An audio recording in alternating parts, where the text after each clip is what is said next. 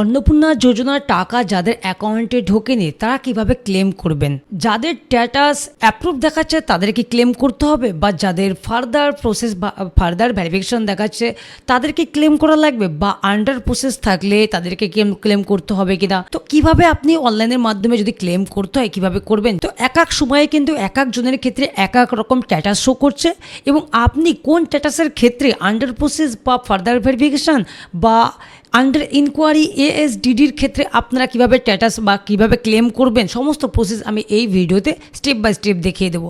তো দেখতে পাচ্ছেন আমার এটা আমি একটা ওপেন করে রেখেছি, এটা কিন্তু অ্যাপ্লিকেশন সাবমিট হয়ে গেছে এবং এখানে কিন্তু দুইজনেরই অ্যাপ্রুভড হয়ে গেছে। তো সেই ক্ষেত্রে প্রথম বলবো, যাদের অ্যাপ্রুভড আছে, এইরকম যাদের অ্যাপ্রুভড লেখা আছে তাদেরকে কোনো কিছু করা লাগবে না, আপনার অ্যাকাউন্টে টাকা ঢুকে যাবে বা অলরেডি ঢুকে গেছে। যাদের টাকা ঢোকেনি তারা দেখুন তাদের অ্যাকাউন্টে হয় কোনো প্রবলেম রয়েছে, বা ডিবিটি লিঙ্ক আপনারা চেক করুন, আপনারা দেখুন ভালো করে, আপনাদের টাকা অবশ্যই ঢুকবে এবং আপনি একদম 100% নিশ্চিত থাকুন যাদের এইরকম অ্যাপ্রুভ দেখাচ্ছে। ওকে, এইবার চলুন যাদের স্ট্যাটাস চেক করতে চাইছেন যে আমি কিভাবে স্ট্যাটাস চেক করব, আপনি প্রথমে গুগলে যাবেন এবং এখানে লিখবেন সিকিউরিটি রেজিস্ট্রি wb.gov.in, এই ওয়েবসাইটটা আপনাকে ওপেন করতে হবে।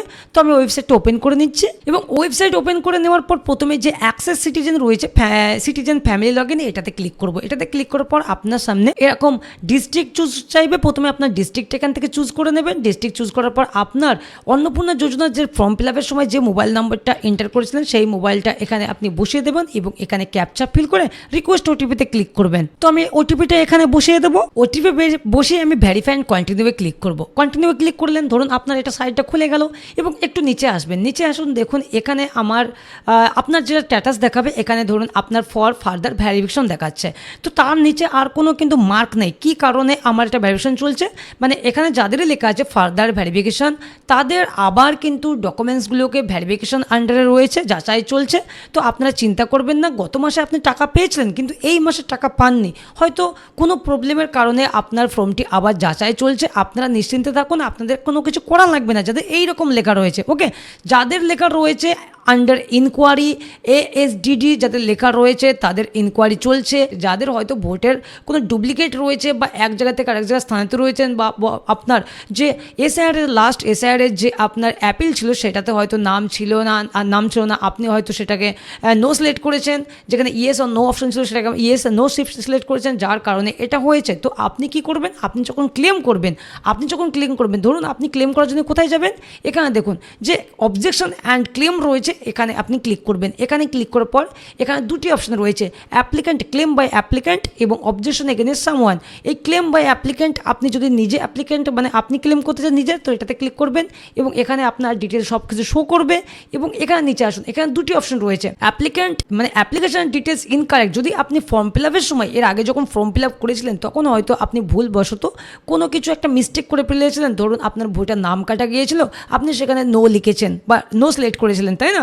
বা আপনি ইনকাম ট্যাক্স পে করেন, বা আপনি গভর্নমেন্ট জব করেন বা গভর্নমেন্ট জব করেন না, তা সত্ত্বেও আপনি ইএস সিলেক্ট করে ফেলেছিলেন। ভুলবশত কোনো কিছু ইএস সিলেক্ট হয়ে গেলে, বা আপনি যেটা করে, বা আপনার 3 কামরার বেশি ঘর নেই বা রুম নেই, সেই ক্ষেত্রে আপনি সিলেক্ট করে ফেলেছেন। তো সেই ক্ষেত্রে আপনি কী করবেন, অ্যাপ্লিকেশন ডিটেলস ইনকারেক্ট এটা সিলেক্ট করে আপনাকে এখানে রিমার্কের ঘরে আপনাকে কিছু বাংলা হোক ইংরেজি সেন্টেন্সে, কিছু ইংরেজি বা বাংলা 1000টা ওয়ার্ডের মধ্যে আপনাকে একটা সেন্টেন্স লিখে সেটাতে আপনাকে সাবমিট করতে হবে। তো কিভাবে লিখবেন, আপনি গুগলে গিয়ে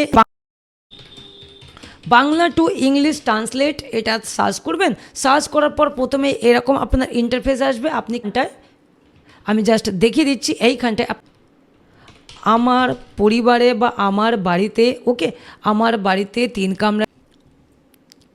তো আমি এখানে কি লিখলাম, আমার বাড়িতে 3টের বেশি রুম নেই, কিন্তু আমি ফর্ম ফিল আপের সময় সিলেক্ট করে ফেলেছিলাম, যাতে আমার ফর্মটি পুনরায় যাচাই করা হয় এবং আমি যাতে আমার প্রাপ্য টাকাটি পাই তার একটি সুব্যবস্থা করবেন।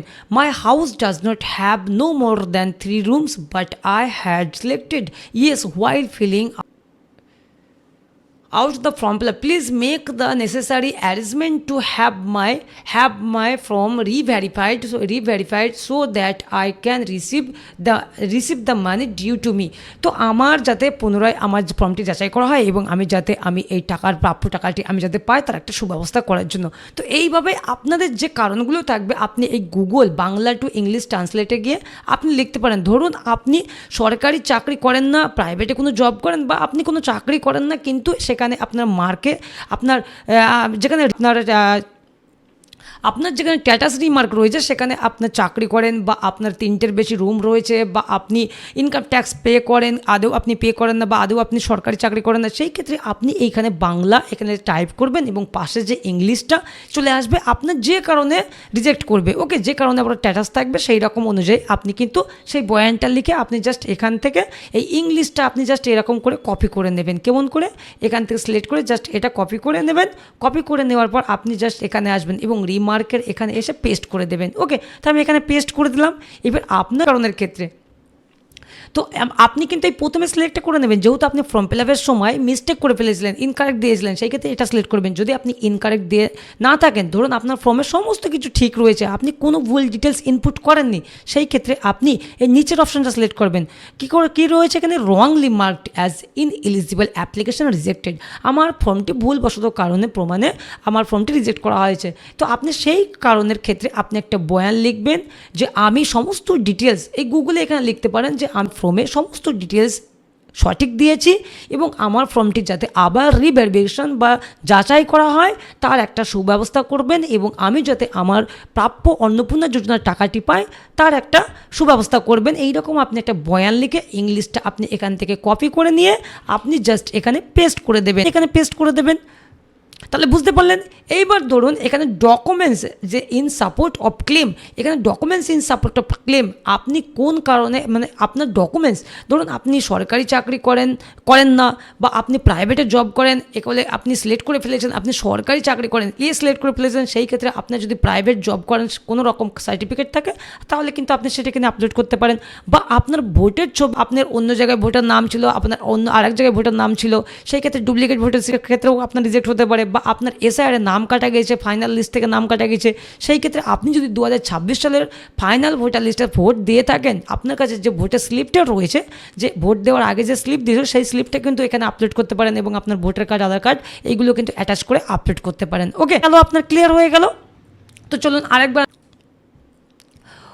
এখানে এটার ক্ষেত্রে আমি বললাম যে ওইটা কাদের ক্ষেত্রে কোন কিছু করা লাগবে। এবার আমার ওয়াইফের দেখুন এখনো ফর ফার্দার ভেরিফিকেশন রয়েছে, সেই ক্ষেত্রে আমার কোনো কিছু না করলেও হবে। এখানে কোনো রিমার্ক দেয়নি কী কারণের জন্য এই ভেরিফিকেশনটা চলছে, হয়তো ভেরিফিকেশন করছে, এটা কিন্তু অ্যাপ্রুভড হয়ে যাবে। আপনারা ওয়েট করুন কয়েকদিন, আপনারা ওয়েট করার পর কিন্তু ভেরিফিকেশন কমপ্লিট হয়ে যাবে। ফার্দার ভেরিফিকেশন যাদের সিম্পল শুধুমাত্র ফার্দার ভেরিফিকেশন লেখা রয়েছে এবং আপনি চাইলে ভিডিওতে গিয়ে আপনি আপনার ডকুমেন্টস নিয়ে আপনি একবার জানতে পারেন বা ওখান থেকে আপনি ভেরিফাইড দেখতে পারেন কী অবস্থা রয়েছে, আপনি একবার জানকারি করতে পারেন। যদিও এটা না করলেও চলবে, আপনাদের ফার্দার ভেরিফিকেশন থাকলে আপনাদের কোনো কিছু করা লাগবে না।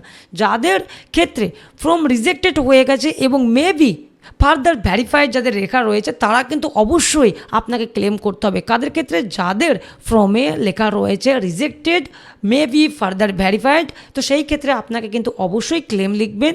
আপনার কোনো ভুলবশতের কারণে এই মাই অ্যাপ্লিক্যান্ট বা ক্লেম বাই অ্যাপ্লিক্যান্ট এসে আপনি কিন্তু এইখানে আপনার রিমার্কে এটা আপনার অ্যাপ্লিকেশন ডিটেলস ইনকারেক্টে সিলেক্ট করে আপনি এখানে আপনার বয়ান কী ডিটেলস আপনি ভুল ইনপুট করেছিলেন ফর্ম ফিল আপের সময় সেটা সিলেক্ট করে আপনি এখানে লিখতে পারেন। বা আপনার কোনো ভুল নেই তা সত্ত্বেও রিজেক্ট করেছে, আপনি রংলি সিলেক্ট করে এই দ্বিতীয় অপশানটি সিলেক্ট করে আপনি এখানে আপনার বয়ানটা লিখতে পারেন। আমি যেভাবে লিখতে বললাম এইখানে যেমন লিখেছি এইভাবে লিখবেন যে আমার ফর্ম ফিল আপের যত সমস্ত ডিটেলসগুলো আমি ইনপুট করেছি, যা ডিটেলস ইনপুট করেছি সমস্ত কিছু আমি যাতে আমার অন্নপূর্ণা যোজনার প্রাপ্য টাকাটি আমি যাতে পাই, আমার ফর্মটি যাতে রিভ্যালুয়েশন করা হোক আরেকবার, আমি যাতে টাকাটি পাই তার একটা সুব্যবস্থা করবেন। সেইভাবে আপনি বয়ানটা লিখে এবং আপনার supporting documents Aadhaar card, PAN card, voter card এই সমস্ত কিছু একটা জেপিজিতে আপনি ছবি তুলে আপলোড করে দেবেন। ওকে, তারপর সাবমিটে ক্লিক করবেন। সাবমিটে ক্লিক করলে সাকসেসফুলি দিয়ে দেবে কর্নারে। তো বন্ধুরা বুঝতে পারলেন।